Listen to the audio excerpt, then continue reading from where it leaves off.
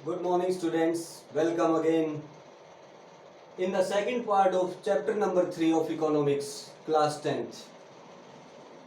In this part, we will study about the terms of credit, and in this previous part, we have studied, we can call it loan also, because by this word you can understand in easier way.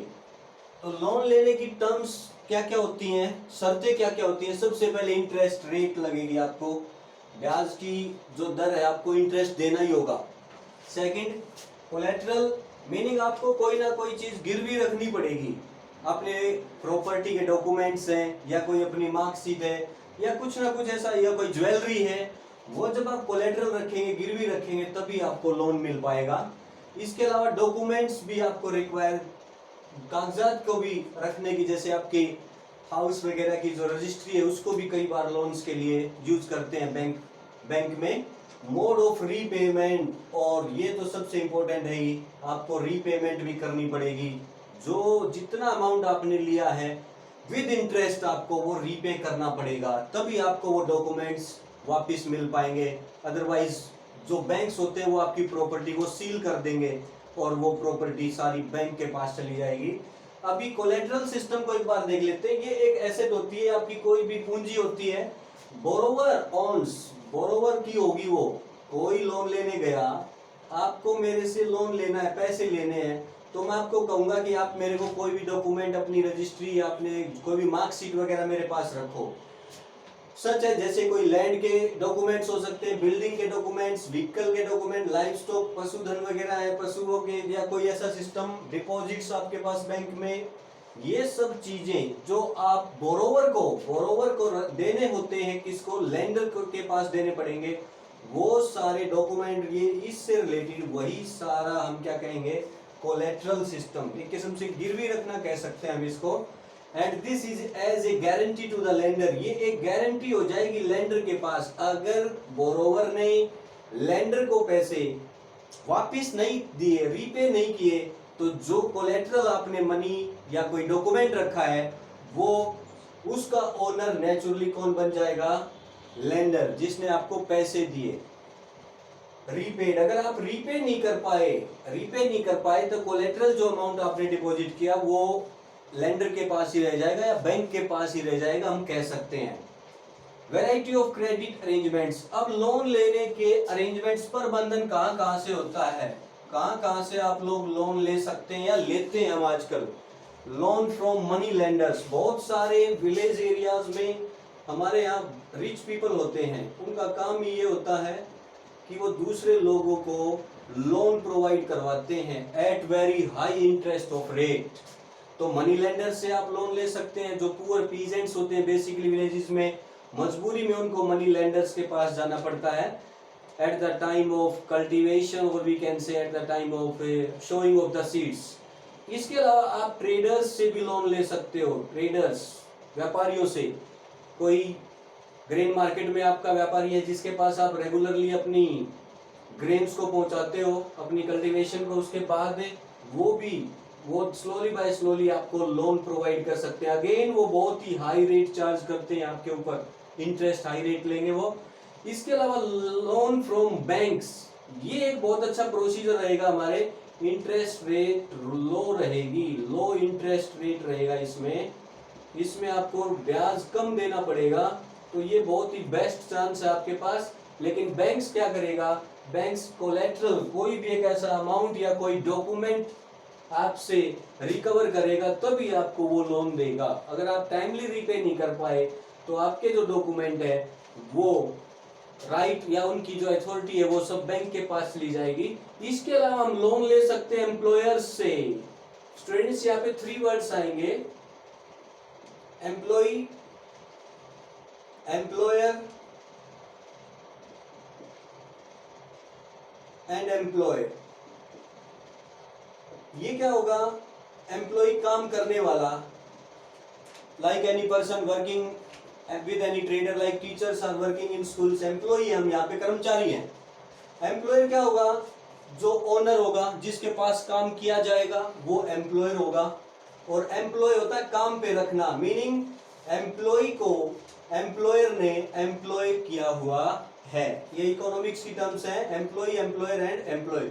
तो आप employer से भी, जैसे अगर हम school में काम करते हैं, किसी हॉस्पिटल में या कहीं ऐसी ऑर्गेनाइजेशन में काम करते हैं, तो वहाँ एम्प्लॉयर से, जिसके हम काम कर रहे हैं, उससे भी हम कई बार लोन ले लेते हैं, एडवांस में मनी ले लेते हैं, समटाइम्स विदाउट इंटरेस्ट और sometimes with very high rate of interest. It depends on the situation of employer.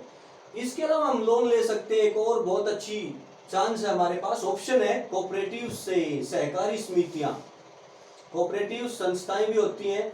इसमें क्या होगा, आपको कुछ 10, 20, 30, 40 पीपल मिलकर के स्टार्टिंग में कोई भी एक ऑर्गेनाइजेशन बनाएंगे, एक कोऑपरेटिव सोसाइटी बनाएंगे। वो इंडस्ट्रियल वर्कर्स हो सकते हैं, वीवर्स, फार्मर्स, कोई भी हो सकता है, वुमेन भी हो सकती हैं, और वो अपना कुछ ना कुछ अमाउंट इकट्ठा करेंगी सारे मिलके, और उस अमाउंट को बैंक में डिपॉजिट करके slowly by slowly as collateral deposit कर देंगे उस अमाउंट को, और फिर बैंक उस कोऑपरेटिव सोसाइटी को लोन दे देता है। तो ये कोऑपरेटिव तरीके से भी आप लोन ले सकते हो। जैसे कि फार्मर्स ने अपनी कोऑपरेटिव सोसाइटीज बनाई होती हैं, बहुत सारे फार्मर्स इसमें इन्वॉल्व होते हैं। वीवर्स, बुनकर होते हैं जो बुनाई का काम करने वाले, वो भी अपनी कोऑपरेटिव सोसाइटी बना लेते हैं, सारे इकट्ठा मिल करके कुछ अमाउंट डिपॉजिट करते हैं। वो जो भी अमाउंट डिपॉजिट हो जाएगा, 20, 30, 50 से स्टार्टिंग करेंगे, जैसे 10 लाख रुपीज हो गए, वो 10 लाख रुपीज कोलेटरल डिपॉजिट करवा देंगे, एज ए फिक्स डिपॉजिट करवा देंगे अमाउंट बैंक के अंदर, और फिर बैंक जो भी इस वीवर कोऑपरेटिव में इंक्लूड होंगे, मेंबर्स होंगे, उनको लोन दे देगा। मीनिंग अगर वो एक पर्सन लोन नहीं भरेगा, तो जो बाकी मेंबर्स होंगे उस कोऑपरेटिव के, उनको वो लोन भरना होगा। तो कोऑपरेटिव भी एक बहुत अच्छा ऑप्शन है। इसमें भी इंटरेस्ट रेट हमारा बहुत ही लो रहेगा, बहुत कम इंटरेस्ट पे हमें लोन मिल जाएगा। कृषक कोऑपरेटिव्स, कृषक मींस फार्मर्स के लिए भी कोऑपरेटिव, इंडस्ट्रियल वर्कर्स के लिए, मीनिंग ये खुद ही अपने अपने ग्रुप बना लेते हैं ताकि इनको बैंक से नॉर्मल रेट पे, इंटरेस्ट रेट पे लोन्स मिल जाए, और ये अपना जो इनको नीड है, टाइमली जो इनको नीड है मनी की, वो इनकी रिक्वायरमेंट फुलफिल हो जाए।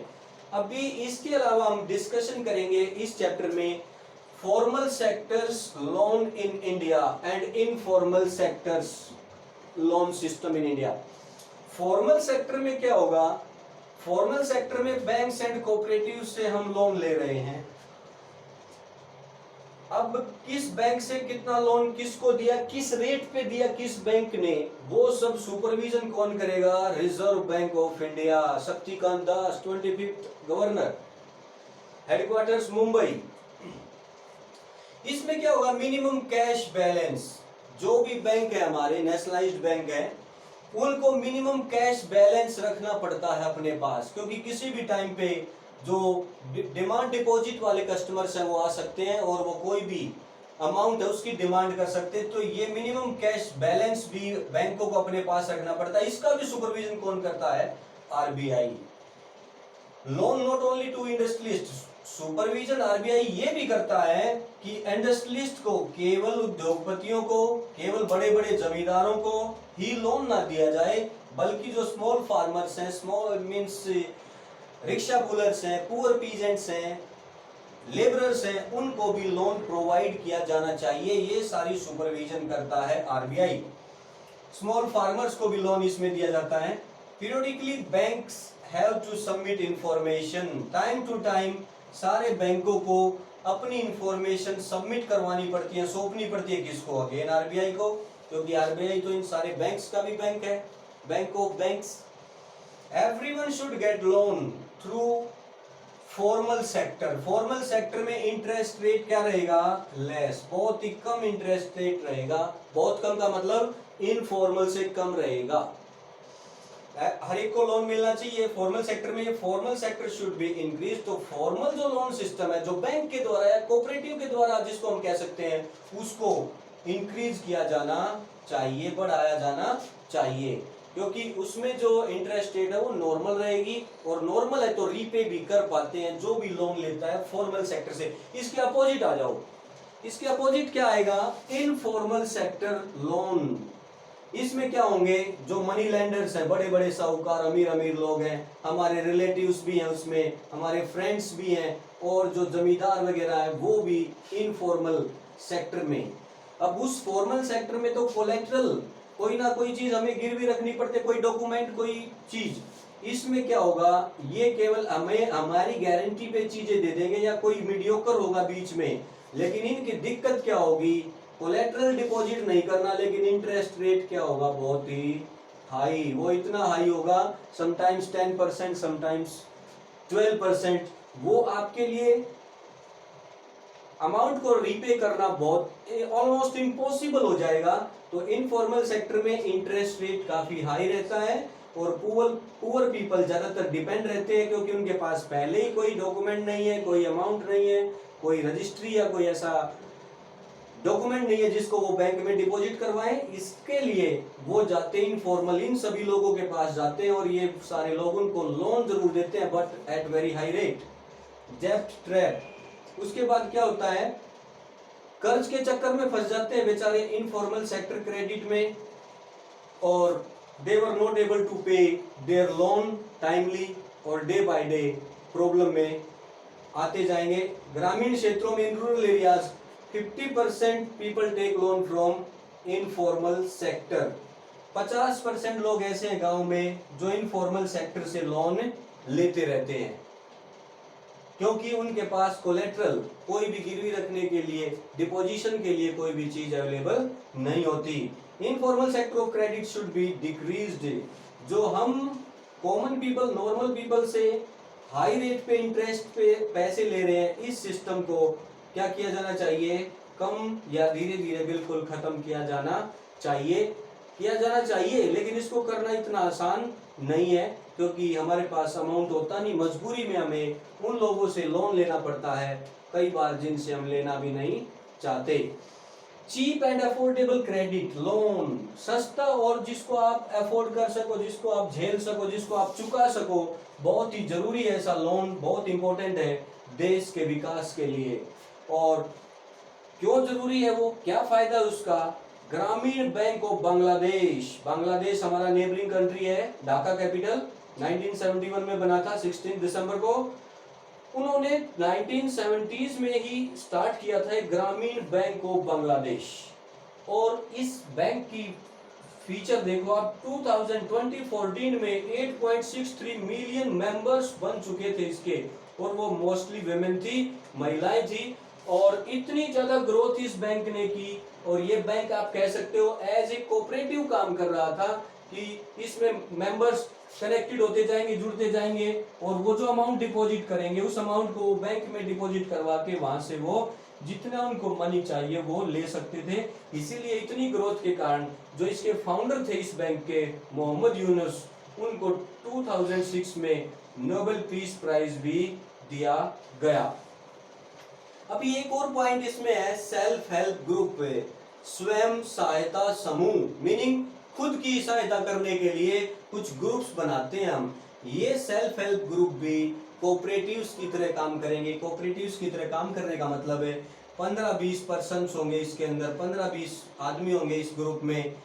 बेसिकली कौन होंगी, विमेन, महिलाएं होंगी। डिपॉजिट सब अमाउंट सारी महिलाएं कुछ ना कुछ पैसे इसमें डिपॉजिट करेंगी।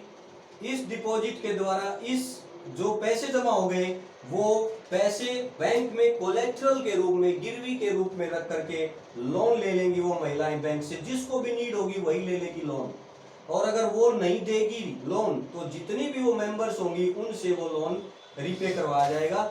इसकी एक बहुत अच्छी क्वालिटी ये है कि इसका इंटरेस्ट रेट बहुत रीजनेबल होता है, नॉर्मल रेट होता है इंटरेस्ट रेट। रेगुलर मीटिंग वगैरह भी करती रहती है सेल्फ हेल्प ग्रुप्स की, जो वुमेन होती हैं वो इन मीटिंग्स में वो डिस्कस करती रहती है बहुत सारे इश्यूज, जैसे कि घरेलू हिंसा के बारे में, न्यूट्रिशन पोषक तत्वों के बारे में, पोषण के बारे में, स्वास्थ्य के बारे में, और जो सोशल सिस्टम है उसके बारे में भी डिस्कशन वो करती रहती है, एक दूसरे से शेयरिंग करती रहती है। I hope you got something here today, and it is the briefing of the chapter that's solved from this chapter of chapter number 3. Thanks a lot for giving your time.